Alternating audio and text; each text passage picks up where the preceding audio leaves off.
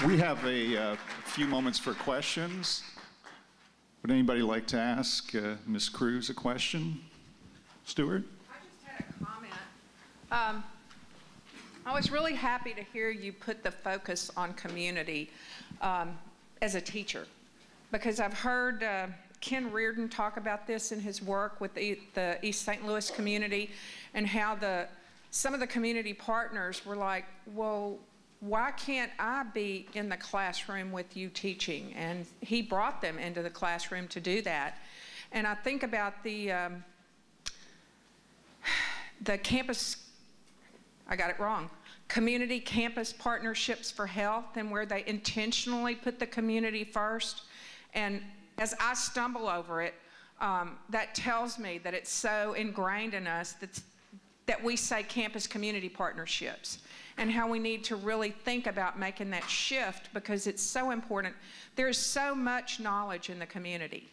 And I, as a former Spanish teacher, knew that from my own experiences with trying to learn Spanish, so that when I sent my students out, I was telling them, you know, yes, you're here to assist in the process, but pay attention to what the Hispanic community has to teach you. It's much more than I could ever teach you.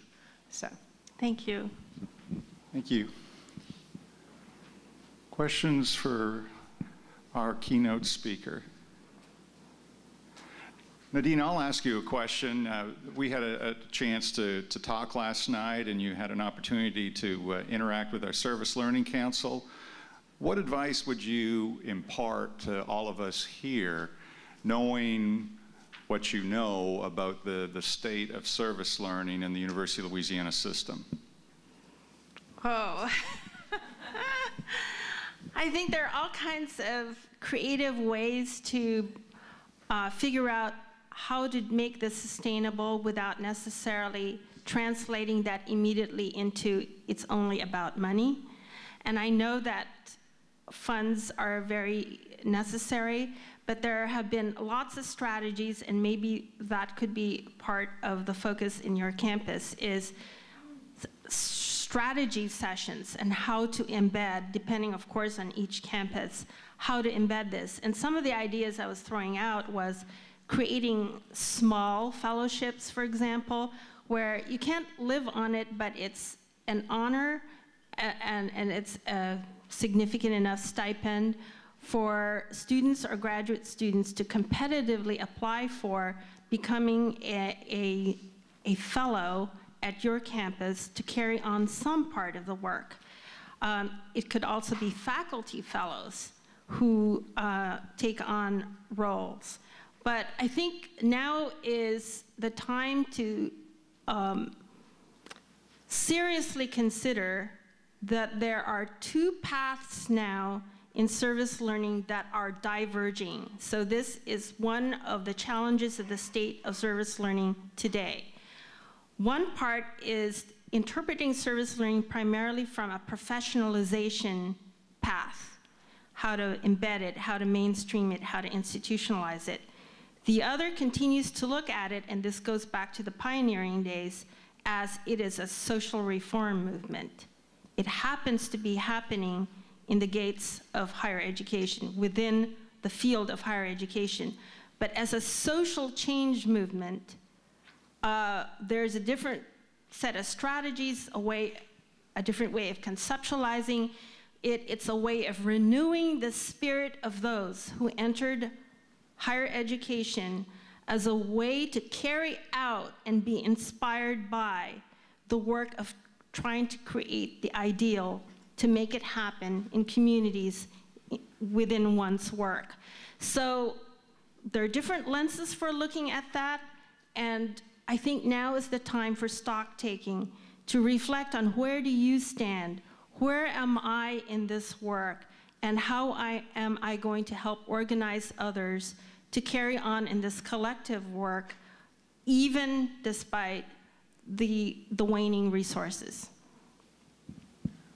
It is, I'm sorry, I'm going to add, in my view, at least in my life, it's been primarily not a job, but a calling. If it were a job, I think it's too difficult to do. And there's not enough resources for it. It's trying to insinuate something into higher education that ought to be there, but isn't in a core kind of way. To make that happen, that is a calling. It is not a job. So I'll say that controversial statement. Hear, hear. Yes, I would agree. You have to be passionate about this work. We have time for one more question.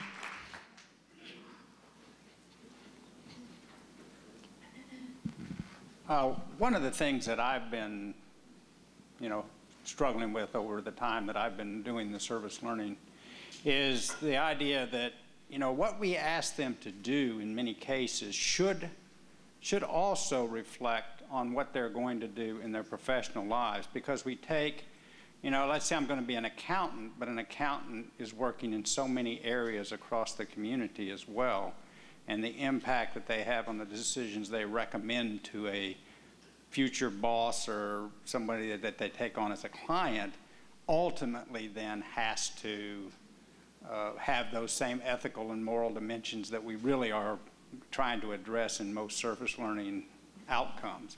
And so by putting students into the service learning outcome, we need to also be able to translate that into, you just don't come in and do this project here working with such and such group and don't see its impact on the community. And that's, how do you, because we have, say, a course, where a student sees us, say, for one semester in a service learning focus, how do we take as a university the ability to take and bring that across the curriculum so that people begin to see that, hey, I've got to do this all my life, and I've got to do it where I see everything I do as something that, as you pointed out earlier, has impact.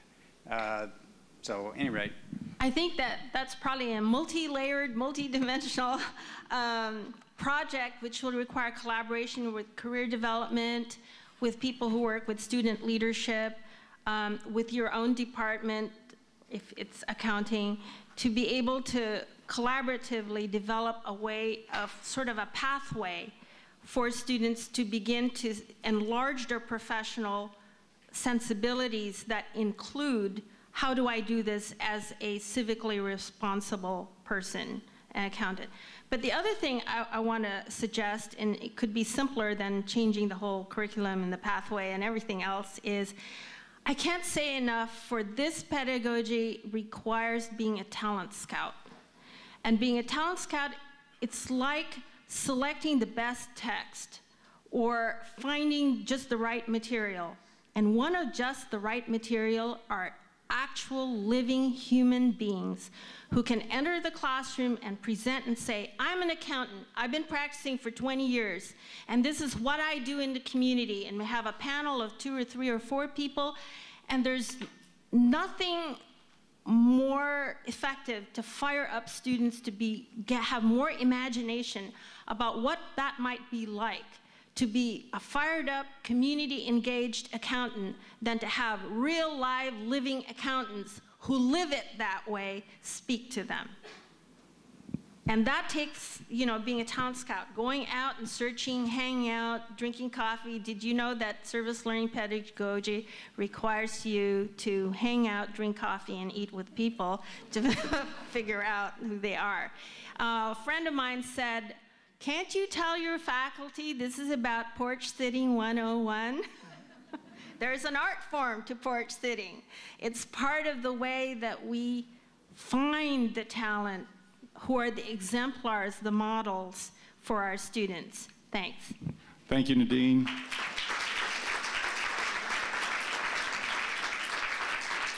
I want to thank you for challenging us this morning and extending our thinking, especially about how we think about our community partners and work with our community partners. I think that's a dimension on which we've not really focused, at least throughout our conferences here. Unfortunately, we do have some community partners here, and we're going to hear from one over lunchtime. So I appreciate you setting that stage for us. Also want to mention that when we were planning this conference and contemplating who we would invite to come to Baton Rouge to participate, Nadinne's name was by far the one that people quoted. They'd heard her speak and worked with her around the nation, and she certainly has not disappointed. And Nadine, I want to personally thank you for setting a good tone for this morning's conference. Thank you. Nadine is going to be here throughout the day, so if you have a question or a concept that you want to discuss with her, she's more than willing to talk. She's got lots of ideas, very pleasant individual to chat with. I know the Service Learning Council enjoyed working with her last night, and she planted some interesting concepts and ideas with us that I think we're going to explore in more detail. Before we go to our break, I do want to welcome a few folks that have joined us. First of all, I do want to welcome our board chair, Mr. Wynn Seville, from the Board of Supervisors for the University of Louisiana System. Mr. Seville, thank you so much for joining us today. As well, we have Dr. Phil Williams, President of McNeese State University. Thank you, Dr. Williams, for coming today, and we'll hear from Dr. Williams later today. He and other presidents will participate in our president's panel. And I also mentioned earlier this morning that our students are dedicated to service learning, and we have two individuals from our Student Advisory Council. We have Chris Groh, Chris, way at the back, and Jonathan Rutherford.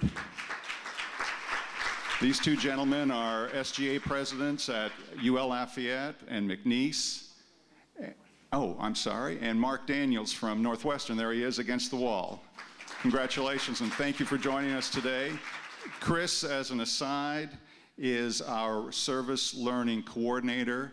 That's a position that we have established in our Student Advisory Council. And so they're working very, very hard to develop a service learning project for the entire UL system, and we're working very closely with them, and hopefully we'll make that happen sometime this fall.